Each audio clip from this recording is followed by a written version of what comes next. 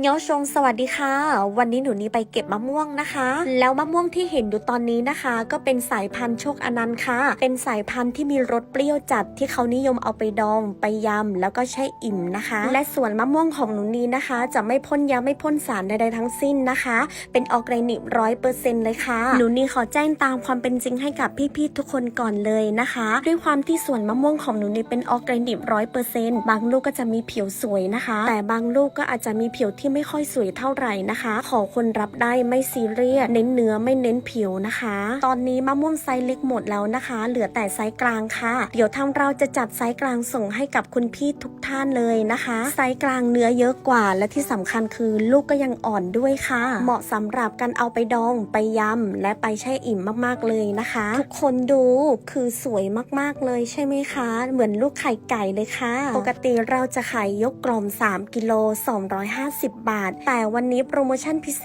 ษเพียงแค่